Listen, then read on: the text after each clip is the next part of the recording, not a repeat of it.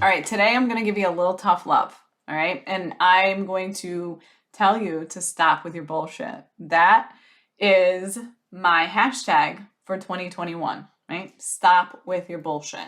But I wanted to talk about all those things that are coming up. Like, what is it that, why did I come up with that? And what do I mean by stop with your bullshit? This looks different for a lot of people, but truly, when I say stop with your bullshit, this actually came up was something I said to myself. I was at that point where I was kind of in this mode where things were starting to grow. And, when that happens, you get into this comparisonitis, you get into this kind of like rut of things aren't going well. If you've read The Big Leap, it's the upper limit problem. You can become very aware of it. And so I was having a little mini strategy session with myself in the mirror, looking at like all the excuses that I was coming up with. I don't have a big enough audience. I don't have a large enough following. People aren't converting. I'm not talking to the right people. My messaging isn't great. I don't know how to write. I don't know how to, I'm not really great at writing, or my headlines aren't that catchy, or I don't believe in all this spammy marketing. All that's what I'm talking about. That's bullshit. That's why I said, just stop with your bullshit, because it's easy to get wrapped up in it. It's way too easy to get wrapped up in it. It's so easy to just keep coming up with all these excuses about why things aren't working out. When in reality, what you need to do is think about the things that you aren't doing to get you the results that you want to go to. Like talking about and complaining about all of these things like, oh, I don't have a big enough audience. Okay, well then what are you doing to get it, to grow it, right? Sitting here saying you don't have a big enough audience isn't growing it. My message isn't resonating. Okay, well, is it because you only put it out once? Is it because you're not using the right language? Do you need to hire a copywriter? Like, what do you need to do to get your message heard, right? Or I suck at writing. Okay, well, then show up on video, show up on a podcast. If you suck at writing, stop doing it and find what works for you. This is where I'm saying, like, if you are wrapped up in this bullshit right now, I'm going to tell you hashtag. And if you're watching the YouTube video, you see it right here. Stop with your bullshit. It's on my board.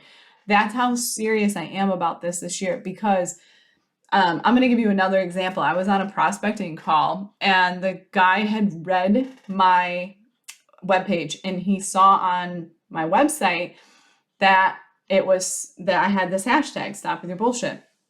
And he was talking about growth and how COVID had really affected his business. And he had like a cornhole business. And I was trying to explain to him that like cornhole is really popular. He lived in upstate New York, and upstate New York is cold and it's kind of really cloudy up there still. And I said to him, why don't you try to expand out into a new area?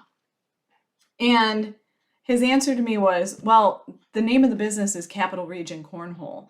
And so I can't really expand it outside of the capital region because that wouldn't make sense. And I looked at him and I was like, well, that's some bullshit, because capital region doesn't mean anything to anybody but you. Like, every state has a capital region. So nobody really knows that just because you named it Capital Region Cornhole meant that it was only exclusive to that specific area in New York State, right? And he looked at me and he was like, okay, touche. Like, you're right, it is. These are the little things I want you to catch yourself with. I want you hearing me in your head saying, stop with your bullshit, when you come up with these little random excuses, because 90% of the time they're so menial and they're not even worth talking about. They're not even worth discussing. The second you say it, I want you to be like, okay, well, what can I do to stop that? Or what can I do to change that? And just immediately take action. It's like that quick, immediate reminder to say, yep, you're right. I'm making excuses for myself. Have this little conversation in the mirror, have the conversation in the shower, do whatever you need to do, and just stop with it. I mean, my husband even told me the other day to stop with my bullshit. I was like, okay, I guess my message is getting heard if you're telling me to do that, right?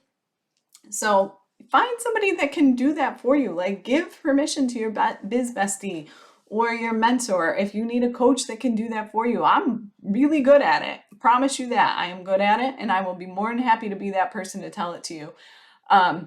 Give permission to somebody. It's important. And I say give permission because people aren't going to just randomly call you out on that, right? But when you give permission to somebody to help you with that, it makes a big difference. It makes you then in the moment, you're like, well, hell, that was kind of rude.